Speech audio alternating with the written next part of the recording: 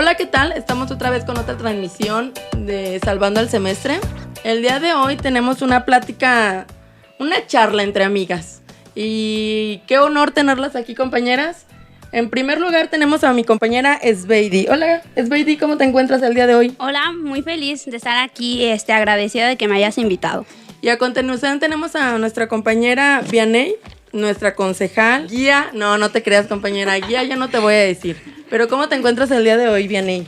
Muy bien, muchas gracias por la invitación y pues también es un placer estar aquí con ustedes. Y por último y no menos importante, tenemos a nuestra compañera Jessica. Hola, buenas tardes, mucho gusto, es un placer la verdad estar con ustedes y pues a darle que no tenemos mucho tiempo, muchachas.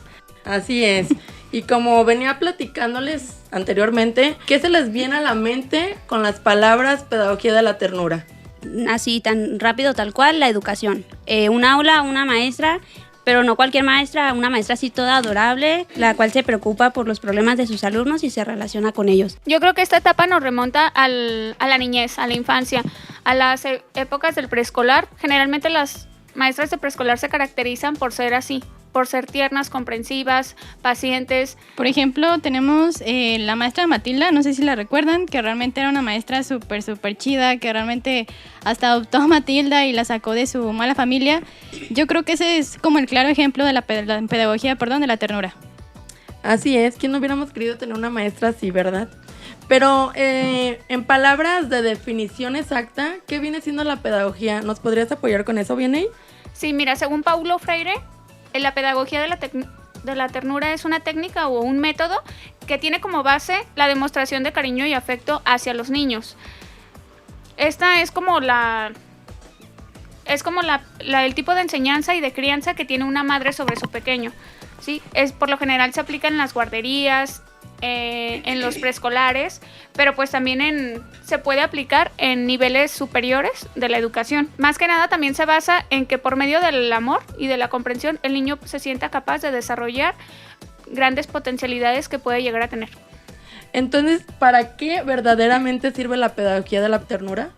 Pues mira, te podría decir que el método de la ternura te puede ayudar para el desarrollo de la autoestima, la confianza en sí misma, como decía esta Vianey, en creerte capaz de realizar cosas, en desarrollar tus emociones, también te puede favorecer en las relaciones afectivas y obviamente efectiva, en la posibilidad de la independencia a pronta edad. Bueno, y fomenta la autoestima, posibilita ambientes de aprendizaje, que favorecen el diálogo, el respeto, el amor, la solidaridad, entre otros más, chicas. Pero bueno, ¿quién realmente puede aplicar la pedagogía?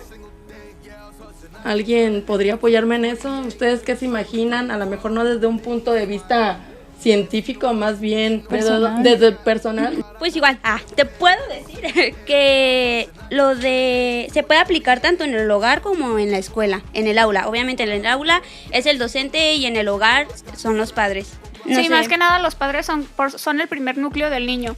Entonces, cuando tiene una buena pedagogía de la ternura, pues obviamente, por ende, en la escuela va a tener también un buen desarrollo y al igual en la convivencia entre iguales, que en este caso vienen a ser sus compañeros, pues también se va a poder dar de una manera positiva. ¿Y cómo se podría aplicar? Denme ideas de cómo aplicarlo. Ustedes que son expertas e investigaron mucho, ¿cómo se podría aplicar?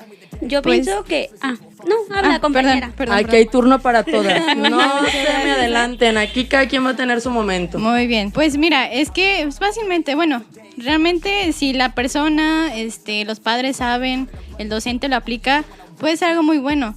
Realmente el hecho es, pues, estar bien informado y tan solo lo habíamos platicado, hace ratito, el hecho de dar ternura, amor, paciencia, empatía, solidaridad, y compartir eso con los niños para que ellos también vayan haciendo las cosas y se den cuenta de que de eso que está bien. Yo pienso que también es bueno hacer énfasis como en sus fortalezas, y apoyarlo en los aspectos que se les dificulte, como quien dice, sus debilidades. Sus sentimientos también, ¿no? O sea, es una parte muy importante. Más que nada tienes que hacer que el niño descubra a sí mismo cuáles son sus potencialidades y pues más que ayudarlo a que las desarrolle. Que de hecho es algo un poco difícil, ¿no? Porque realmente uno ni siquiera a veces lo desarrolla y tenemos que enseñar a hacer eso. ¿Y cuándo se podría aplicar? ¿En qué momento ustedes creen que se puede aplicar? Al momento de que veamos que el niño tiene baja autoestima, situaciones con niños nuevos en escuelas, que llegan en el aula, que son nuevos, que al menos en ese tiempo no tienen amigos, que realmente ocupan como una figura más para alentarlos y que no se sientan solos tan solo. En casos de bullying, yo creo que también estaría bien aplicarlo, sobre todo con ellos. Sí, de hecho para enseñarles, ¿no? Realmente lo que tienen que hacer y cómo. Aparte de que como docente, en el caso de los que ya lo son o que pretendemos serlo, es muy fácil que te puedas dar cuenta por el rendimiento escolar de los niños cuando lo llegan a bajar.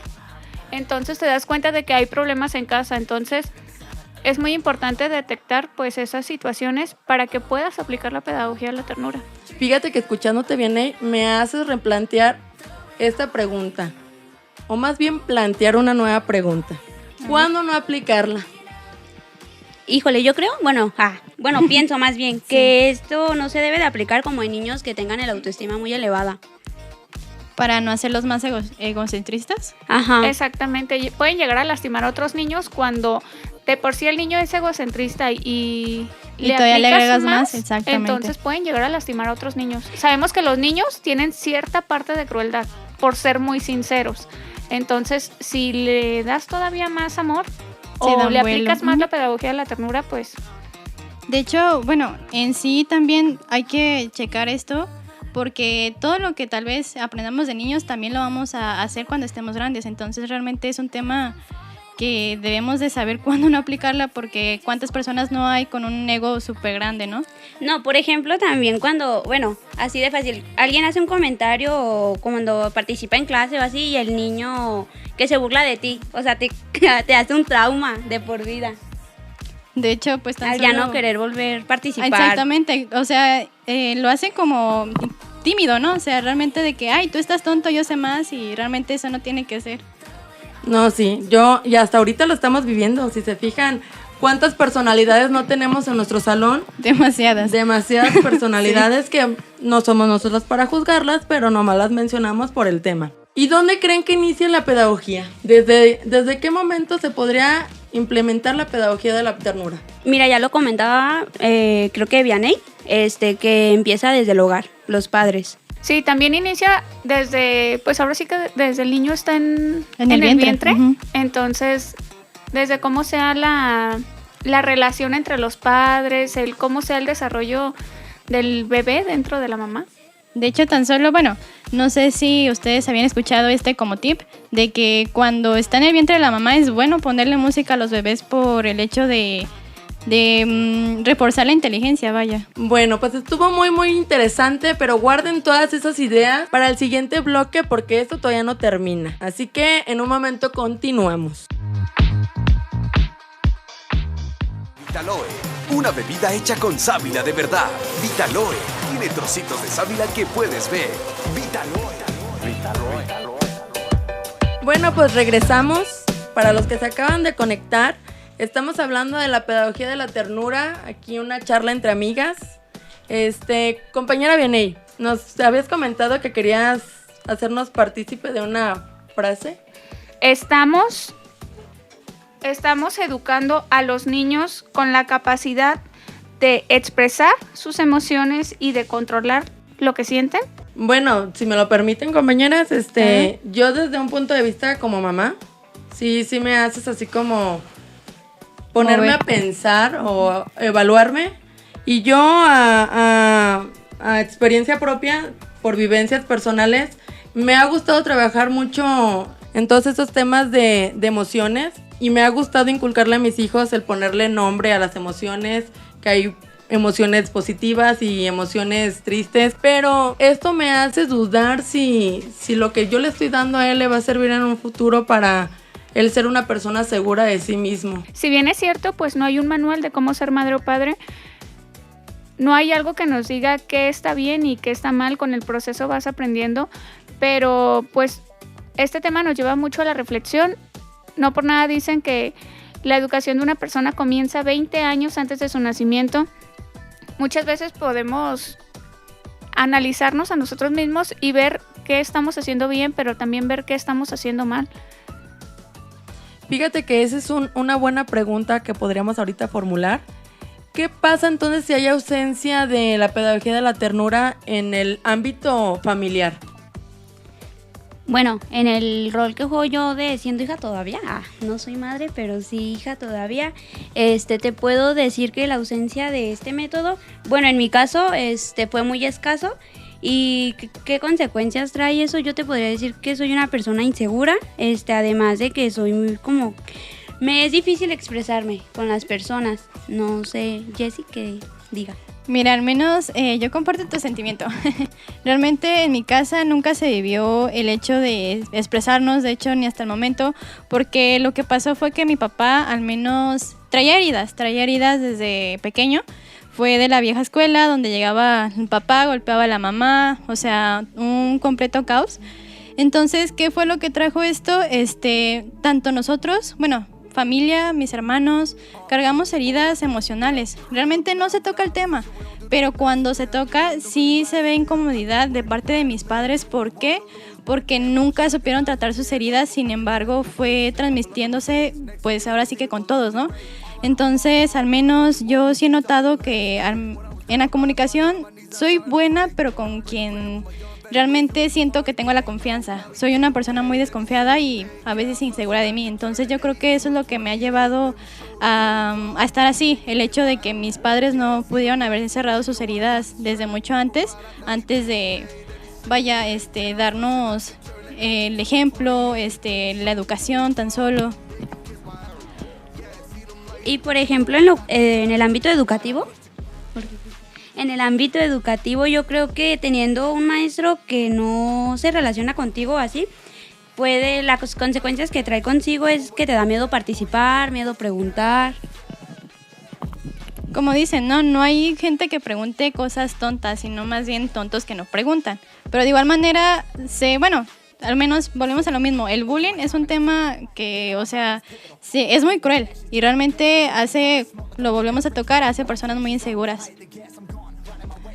Escuchándolas me hace ver el alcance que tiene o la importancia que tiene la pedagogía de la ternura, ¿no? En el impacto que estamos dejando en los niños para que esos niños del día de mañana sean adultos que aporten algo bueno, o sea, mínimo un brazo en donde llorar o una empatía con alguien más, pero poniéndome a pensar, ¿creen que la pedagogía de la ternura se pueda aplicar en otros ámbitos fuera del educativo y del familiar? O sea, ¿o se debería hacerlo? Ay, claro que sí. De hecho, por lo menos, mira, al menos yo he estado en punto de mi vida, donde clasifico a las personas, ¿no? De realmente quién sirve para, no sé, echar desmadre, irte a cotorrear un rato. Y con las personas que realmente vale la pena decirle, contarles tus cosas, ser empático. Y yo creo que esto es un tema que a lo mejor no se aborda diario, pero que sí debería hacerlo. ¿Por qué? Porque nos hace mejores personas en muchos ámbitos. Tan solo ser solidario, empático con lo que pasa. ¿Por qué? Porque, bueno, al menos, ¿quién ha escuchado la frase de, el mexicano se burla de sus mismas... desgracias, exactamente. Y no debería de ser así. Realmente también hay que ser solidarios y no burlarse de esas cosas. ¿Por qué? Porque no te causa el mismo impacto tú como persona externa a como persona que realmente está viviendo las cosas. Yo creo que es un tema que está muy mal informado. Hay mucha desinformación, pero podríamos cambiarlo. Desde mi punto de vista, sí se puede aplicar en otros ámbitos, en lo laboral. Por ejemplo, muchas veces hay personas que no saben tener a cargo personal y pues no se ponen en los zapatos de la gente y ante sus necesidades siempre actúan de una mala manera. Entonces siento que ya el mundo está como, no sé, lleno de tanta maldad. Exacto. Y sí le falta a toda la sociedad conocer más que nada. De hecho, fíjate que ese es un punto donde la persona debe de saber cómo liderar. Eso creo que es otro tema que se debería de abordar. Y vaya, más que nada que esas personas que están llevando un cargo más pesado tendrían que tomar en cuenta porque no es una tarea fácil. Sin duda alguna, yo creo que este es un tema que deberían de conocer muchos, en muchos ámbitos. Pues muchas gracias por estas aportaciones, compañeras. Vamos al siguiente bloque musical. Un poquito de música para sus oídos. Oye tú, dime por qué ya no quieres contestar. Si vas a hacer como que aquí nada pasó, tan solo dime qué fue en lo que estuve mal, porque ni siquiera sé por qué acabó. ¿Crees que no me importa? Porque fue una relación tan corta, pero me enamoré de tu persona. Siempre tan linda como tú, no hay otra. Tus rasguños me dejaron costra, con cicatrices que no se borran, que no se borran.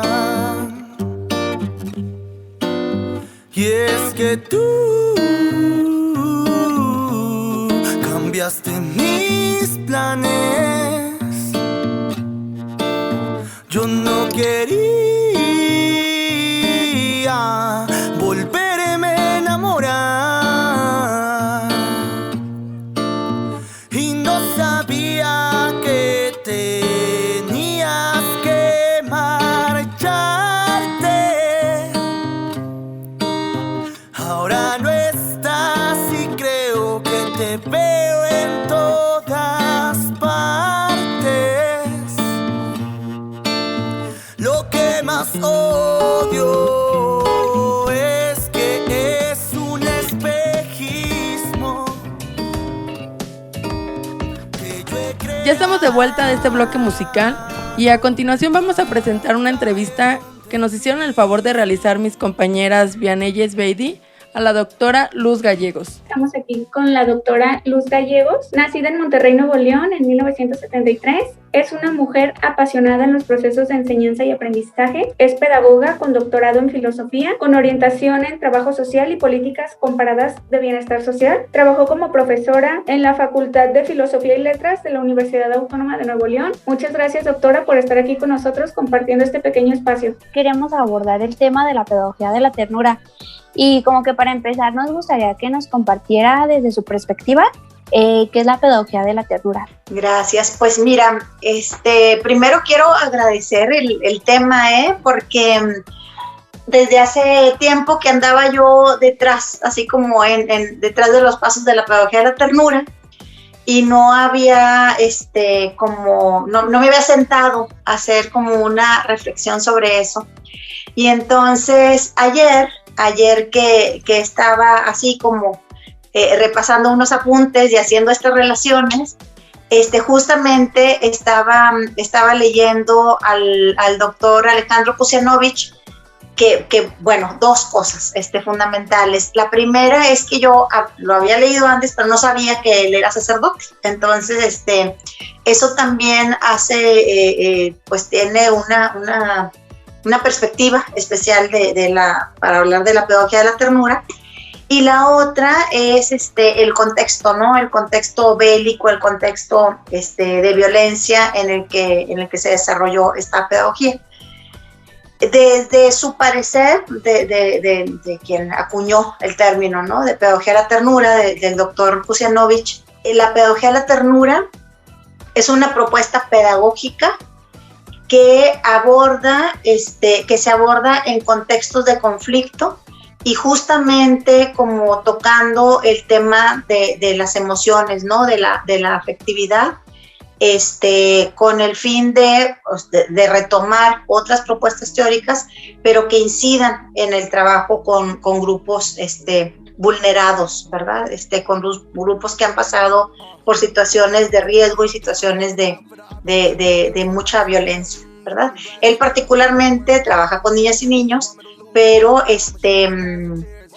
bueno, en realidad la pedagogía de la ternura, mientras estaba yo haciendo como un análisis de esto, también es perfectamente aplicable, por ejemplo, para trabajar con personas refugiadas, ¿no?, en otros países, etcétera. En nuestro país, por ejemplo, con personas afectadas con la desaparición forzada. ¿Sí me explico? Entonces, la pedagogía de la ternura es una propuesta pedagógica que retoma de otras propuestas pedagógicas, pero que particularmente pone atención en un quehacer educativo atendiendo al amor, a la afectividad. En esta charla consideramos 2 aspectos que son de suma importancia. El primero de ellos es la posición ética-política de quien se compromete con una pedagogía de la ternura. Uh-huh. Fíjate, sobre eso, o sea, los pilares, ¿verdad? Más bien el pilar fundamental de la pedagogía de la ternura es la ética, porque se fundamenta pues en las relaciones. Cuando pensamos en la afectividad, voy a retomar esto para luego irme a la ética. Cuando hablamos de la afectividad, casi siempre pensamos que es así como el afecto es algo positivo, ¿verdad? El afecto es algo, hasta se vincula con cariño, ¿verdad? Entonces, y no, cuando hablamos de afectividad estamos hablando de la manera en que las relaciones con otras personas nos afectan, es decir, cómo nos tocan, ¿no? Entonces, ahí, en ese tocar, en ese cómo, qué tocamos, cómo tocamos del otro, es ahí donde está la parte ética, ¿no? Cómo es esa relación con el otro. El contexto en donde se desarrolla la pedagogía de la ternura, que les comentaba ahorita, es un contexto de conflicto. De hecho, el mismo doctor Kusianovich retoma, ¿verdad?, el término de un psiquiatra colombiano que también está trabajando en el mismo contexto de violencia, que es Luis Carlos Restrepo, ¿sí? Entonces, esta cuestión de la relación de conflicto implica también cómo las personas cuando hemos crecido, y aquí me incluyo y nos incluyo porque México es un país que está en una constante guerra de baja intensidad, es decir, en nuestro país no es nada seguro para salir, ¿verdad? Salimos y no sabemos a veces si vamos a regresar, etcétera. Entonces, estamos en una constante guerra de baja intensidad y entonces estamos a veces hipersensibles, ¿verdad? Y resulta que la escuela, como que no se hace cargo, ¿verdad? La pedagogía pareciera que no se hace cargo de que estamos hipersensibles, de que a veces llegamos en ciertas condiciones de la vida cotidiana, ¿verdad? Afectados por la vida cotidiana. Y entonces quien llega a enseñarnos algo llega como si viniéramos en ceros, ¿verdad? Como si viniéramos nada más a aprender esos contenidos ahí, esos contenidos declarativos. Entonces la parte ética es considerar que esa otra persona trae toda una carga consigo, ¿sí? Entonces considerar cómo me voy a relacionar con esa persona a partir de que trae una serie de situaciones de su vida cotidiana, y entonces es resignificar su vida a partir de saber quién es, a partir de su condición humana, ¿verdad? Dice el doctor Kusianovich. Entonces, el asunto de la ética es fundamental. Fíjate, aquí voy a retomar a otro autor, un autor argentino que quizás conozcan, y si no, les recomiendo mucho leer y ver por ahí sus conferencias, de Carlos Escliar, en donde él dice que la ética en la educación responde a la mirada, y él dice que es algo así como: dime cómo te han mirado y te diré quién eres. Entonces, eso es muy lindo, porque entonces a partir de esa mirada de confianza, de amor, un amor que significa cuidado, acompañamiento, ¿verdad? A eso se refiere con la ternura. Entonces ahí hay una relación de aceptación también.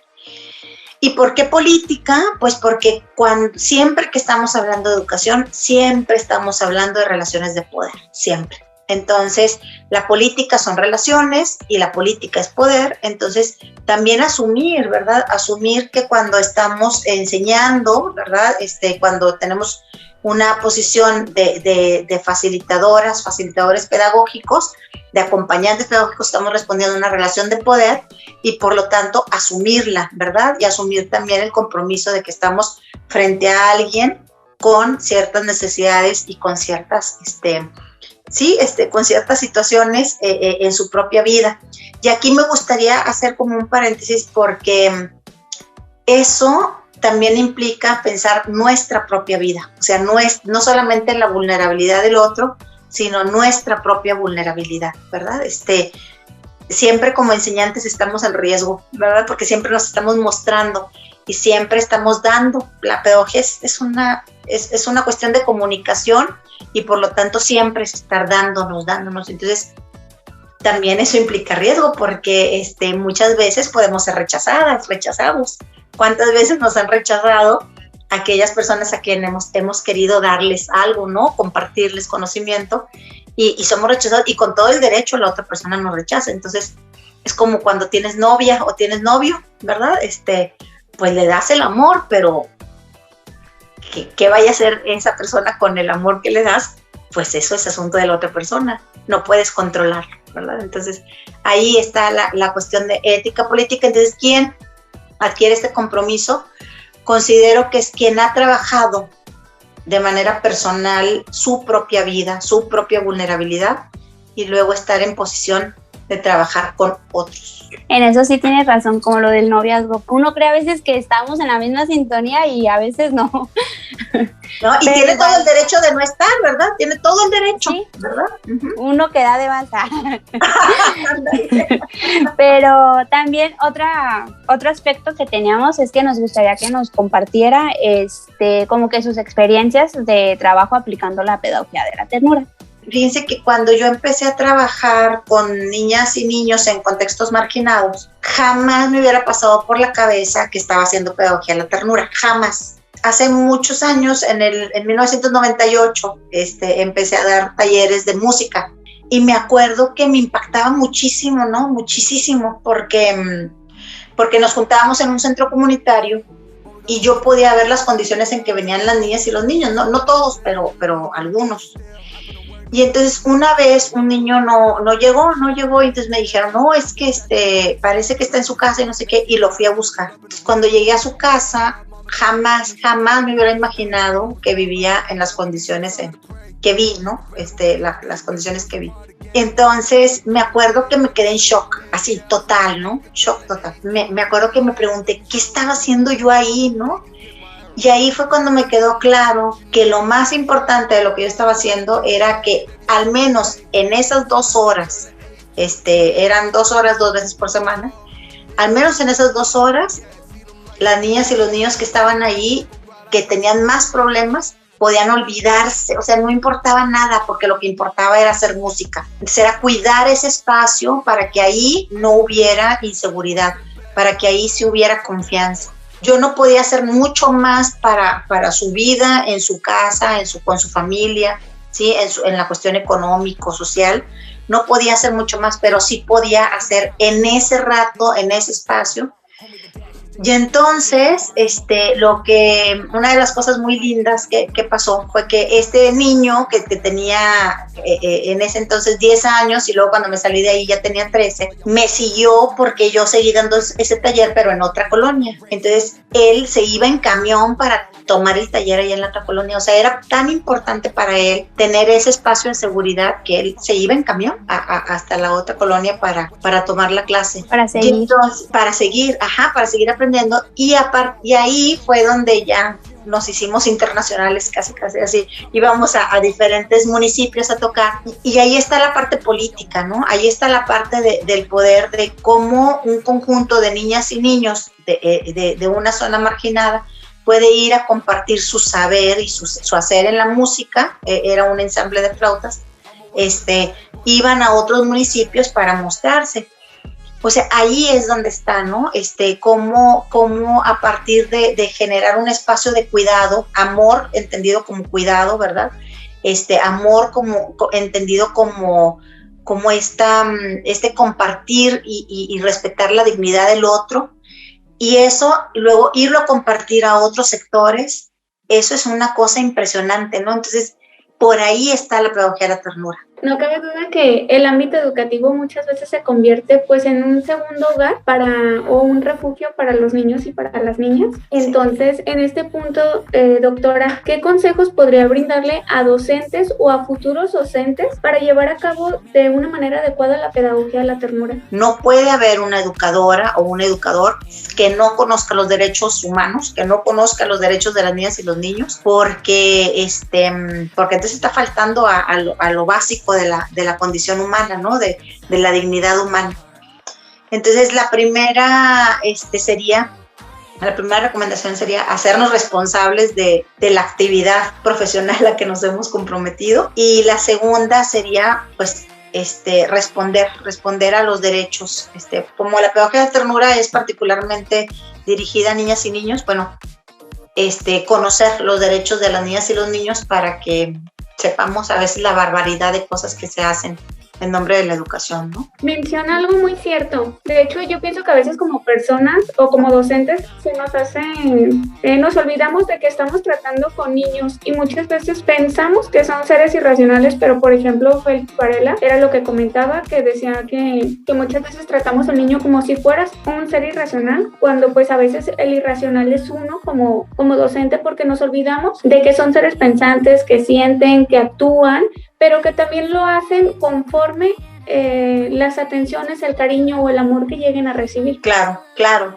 Y fíjate que una de las cosas que dice Pusianovich es y retomando a Maturana, que trabajó con Varela, es que como dejar de lado esta concepción de la ternura como algo empalagoso, algo así del cariño. No. El amor en términos serios, el amor en términos de cuidado, de compromiso, de acompañamiento, sabiendo eso que acabas de decir, Vianney, que es que la otra persona tiene sentimientos, que la otra persona es sintiente y es pensante, ¿sí? Por supuesto, con las capacidades de una niña o un niño, con su sistema cognitivo propio, pero que muchas veces, pues muchas veces muchos nos ponen el ejemplo, ¿verdad? En términos de lógica y en términos de respuesta. Sabemos que su tiempo pues es muy valiosísimo. Le agradecemos de antemano este pequeño espacio que compartió con nosotros. Gracias a ustedes. Les agradezco muchísimo y pues seguramente van a hacer un excelente trabajo y espero haber contribuido en algo útil. No, demasiado. Muchas gracias. No, es porque el tiempo es limitado, ¿sí, no? El link. Sí, se lo hacemos llegar. Claro que sí, muchas gracias. Ya para cerrar esta charla entre amigas, me gustaría saber, muchachas, qué se llevan, qué aportaciones se quedaron, qué les gustó de la plática de la pedagogía de la ternura. En lo personal te puedo decir que se me hizo muy interesante. La verdad yo desconocía totalmente que esto del método de la ternura tenía como que su fin educativo, pero la verdad es muy interesante porque tiene un gran impacto en los niños. Y me voy feliz después de haber compartido con ustedes sus opiniones. Yo también, amiga, me voy muy feliz de estar aquí con ustedes compartiendo las opiniones, de realmente saber que esto es muy importante y aparte darlo a conocer tan solo. Que más gente se haga este conocimiento porque es algo muy importante para los niños y tan solo para nosotros como adultos. Muchas gracias por estar aquí y por invitarme. Gracias por la invitación. Yo también me voy feliz de haber compartido este espacio con ustedes. Referente al tema, sí siento que nos llevamos mucho aprendizaje y al igual, pues hacer un análisis, ¿no? De nosotros mismos, cómo estamos ejerciendo la pedagogía de la ternura y cómo la podemos ejercer con nuestros alumnos o con las personas que nos rodean, porque pues vamos que no solamente se desarrolla pues en el ámbito educativo, sino también en lo personal y en lo social. Bueno, yo en lo particular me voy con dos panoramas diferentes. Llegué con un panorama de que no tenía tanto impacto realmente o como más como todo ser humano, sin conocimiento de decir que solamente el amor y la ternura era algo que se daba y ya. Pero ahora me voy sabiendo el impacto que tiene y al escucharlas, pues sí es muy, muy importante el que concienticemos sobre este tema. Bueno, pues ya para terminar con esta charla, antes que nada queremos agradecerles a Vianney por habernos invitado a venir a grabar a su estudio y al productor Wenzel y al productor Brian. Muchas gracias, muchachos, por su paciencia y su asesoría. Y también a mis compañeras Sveidi, Vianney Jessica y aquí a su servidora, Mildred, pues sí, claro que no, también me llevo mi agradecimiento. Muchas gracias, Mildred. Gracias al estudio Blackroom RL por las instalaciones, por las facilidades otorgadas para la realización del presente podcast. Y también muchas gracias a la entrevista de la doctora Luz Gallegos por su tiempo y su dedicación y por también apoyarnos con su conocimiento. Muchísimas gracias, doctora Luz Gallegos. Bueno, muchachas, pues adiós. Adiós, fue un placer. Ay, ya.